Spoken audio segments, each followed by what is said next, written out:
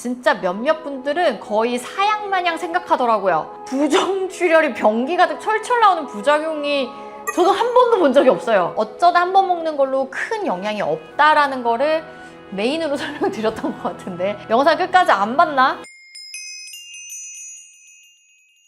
안녕하세요. 성일타 강사 산부인과 전문의 김지연입니다. 이번 리뷰 시간에는 사후 피임약이 얼마나 몸에 안 좋은데 진실은 편입니다. 요거 리뷰해보도록 하겠습니다. 사실 임신만큼 큰 데미지는 없는 거나 마찬가지라 사후 피임약 부작용 때문에 먹지 않는 것보단 원치 않은 임신을 막는 게 더 낫지, 이게 정답이에요. 이것 때문에 먹는 약이에요. 원치 않는 임신이 아닌 다음에는 먹을 이유가 없는 약이거든요. 그래서 그런 경우에만 먹는다면 당연히 원치 않는 임신보다는 사후 피임약 부작용이 훨씬 낫다.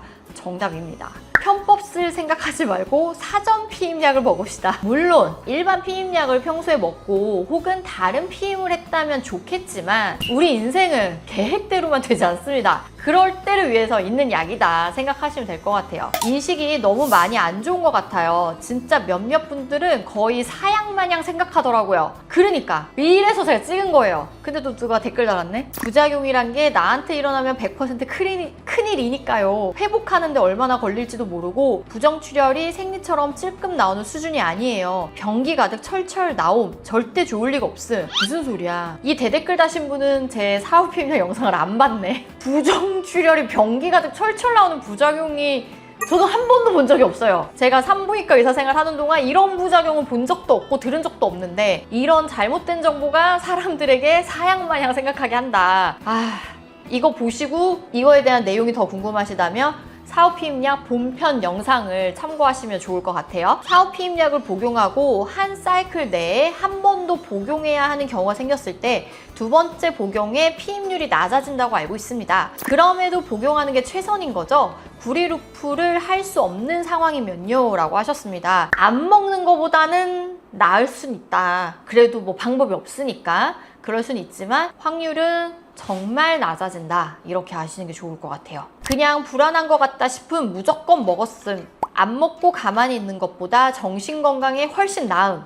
다만 절대 자주 악용해선 절대 안 되고 살다가 번뇌가 생긴다 싶으면 선생님 말대로 기본적으로 내 주기는 꼭 체크하는 건 기본적인 당연한 거니까 꼭꼭 어플 쓰세요 라고 하셨습니다. 정답이죠. 악용하면 안 되고 필요할 때만 잘 복용을 하라.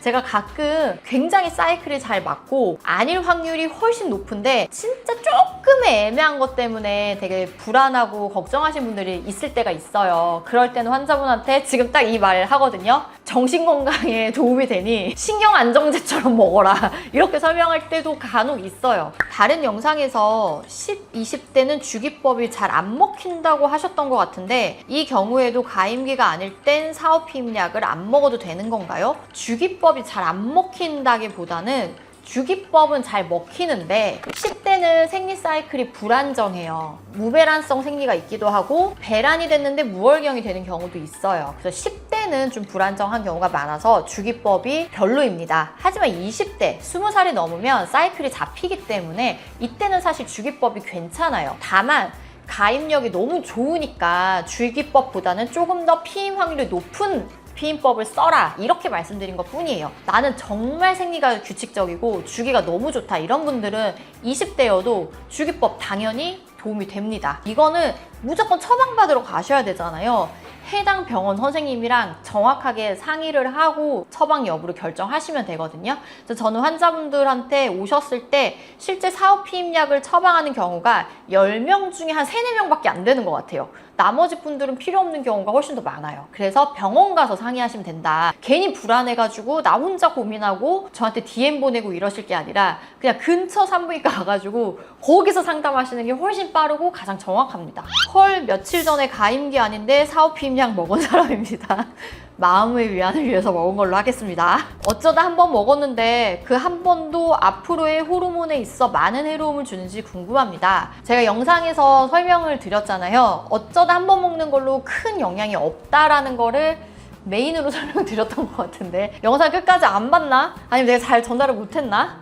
아무튼 당연히 많은 해로움을 주지 않아요. 저도 다른 산부인과 의사 언니 채널에서 말씀드렸지만 사후피임약 먹은 적이 몇 번 있습니다. 지금까지 잘 살고 있어요. 아무 문제 없습니다. 나 사후피임약 먹고 나서 몸 다 버림. 평소에 잘 자고 일어나던 사람이 어느 순간 몸이 다운되고 푹 꺼지고 언짢은, 그리고 생리통 더 심해지고. 그러니까 이게 사후피임약 때문인지에 대한 인과관계가 정확하십니까? 라고 묻고 싶어요. 그냥 다운되고 푹 꺼지고 언짢고 생리통이 심해진 걸 수 있는데 이게 사후피임약 때문일 거야 라고 나는 생각을 해버린 그런 케이스인 거죠. 모든 일에는 인과관계가 정확해야지만 그것 때문이다 라고 우리가 알 수가 있거든요. 지금 말씀하신 이러한 부작용은 일반적인 사후피임약의 부작용이 아닙니다. 다른 문제일 가능성이 더 높으므로 다른 원인을 다시 한번 찾아보시는 걸 추천드리고 싶어요. 그냥 피임약상 부작용이 있다는 친구들 종류별로 먹어보는 거 추천함. 분명 그 수많은 제품 중 하나는 나랑 잘 맞음. 물론 콘돔도 좋은데 역사가 내 맘대로 되나? 한창 달아올랐는데 갑자기 남친한테 편의점 갔다 와라 말 나올 것 같음? 본인이 절대 싫을걸? 생리 주기도 일정하게 계산되고 그냥 모든 게 편해지. 그래, 이게 내 마음이야 좀.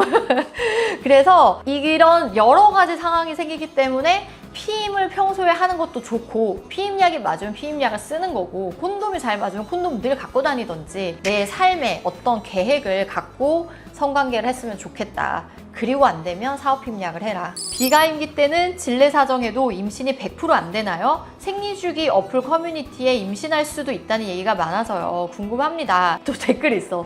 애초에 100% 피임법은 없어요. 비가임기라고 정확하지 않아요. 갑자기 불순이 나온다면 날짜가 달라지는 거잖아요. 뭐 이 말도 틀리진 않아요. 근데 그냥 원칙적으로 그냥 비가임기다. 비가임기에 진례 사정을 해도 임신이 되느냐라고 하면 비가임기에 진례 사정을 하면 당연히 임신이 안 되죠. 그래서 비가임기예요. 왜? 난자가 없잖아요. 정자 혼자 있는데 어떻게 임신이 돼요? 그런 논리라면 그냥 나 혼자 배란만 해도 임신이 돼야 돼요. 난자 혼자 있어도. 그쵸? 비가임기에는 당연히 진례 사정을 해도 임신이 100% 안 되는 게 맞습니다. 하지만 비가임기가 정확하지 않은 날이 온다면 임신할 수도 있는 거죠. 그래서 100%는 당연히 아니다. 하지만 생리 사이클이 굉장히 정확한 사람은 100%에 육박한다. 이렇게 설명을 드리는 게 정확할 것 같습니다. 사후피임약 복용에도 임신되는 경우 약이 아기에게 안 좋은 영향이 갔을 수도 있나요? 이 경우에는 의사가 낙태를 권장하나요? 단순 궁금증에 여쭤봅니다. 좋은 질문이에요. 당연히 궁금할 수 있어요. 괜찮습니다. 낙태를 권장하지 않고 낙태를 할 이유가 없습니다. 임신을 유지하셔도 됩니다. 사후피임약을 처방받지 않고 경구피임약을 한 번에 여러 알 복용하는 친구가 있는데요. 그렇게 복용하면 피임 효과가 있는 건가요? 제가 생각했을 때는 문제가 있는 방법인 것 같아서요. 일부 사람들이 경구피임약을 여러 알 복용하는 게 사후피임약 효과를 볼 수 있다고 생각하는 것 같아요. 굉장히 잘못된 생각입니다.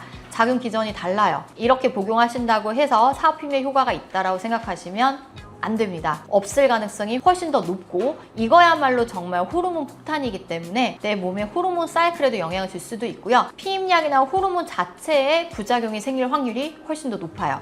그래서 절대 이거야말로 대표적인 오담용입니다. 진짜 신중하게 먹으세요. 저 이거 먹고 한 달은 두통에 시달렸어요. 지금은 괜찮은데 진짜 후회했어요. 그리고 생리통도 심해져요. 댓글에 저도임. 그리고 몸이 찌뿌둥해져서 이제 잘 못 일어나요. 근데 제가 이게 좀 애매한 게 두통은 에스트라디올, 그러니까 피임약 먹고 생기는 경우도 좀 있거든요.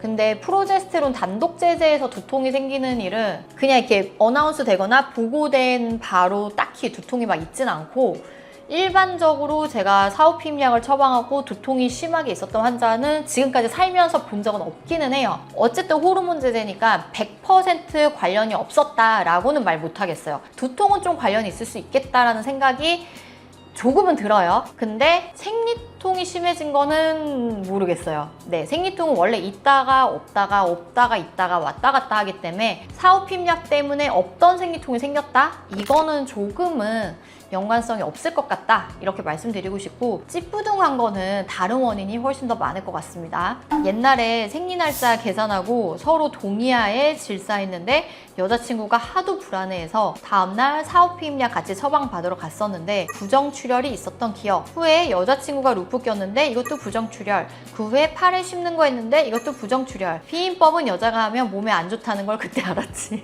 근데 사오피임약 먹고 부정출혈 생기는 경우가 흔하진 않은데 뭐 있었을 수도 있어요. 근데 지금 말한 루프, 임플라논 이거는 부정출혈이 정말 흔한 부작용 중에 하나죠. 하지만 조절이 다 됩니다. 모든 시술은 부작용은 있을 수가 있다. 하지만 컨트롤이 가능한 부작용이기 때문에 몸에 안 좋다 이렇게 생각하실 필요는 없어요. 이런 게 있으면 해당 병원에서 그거에 맞는 해결을 하시면 되는 겁니다. 사실 사오피임약 영상을 찍으면서 혹시 빠뜨린 건 없나 되게 생각을 많이 하면서 찍었었거든요. 그리고 오해를 하는 분들이 더 많이 줄었으면 좋겠다 이런 생각으로 찍었었습니다. 하지만 아직도 나만은 있다.